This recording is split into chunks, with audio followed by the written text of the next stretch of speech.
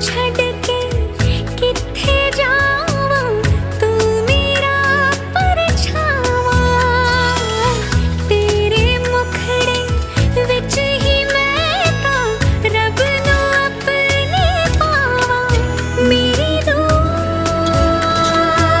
है सजदा तेरा करदी सदा, तू सुन इकरार मेरा, मैं करूं इंतजार तेरा।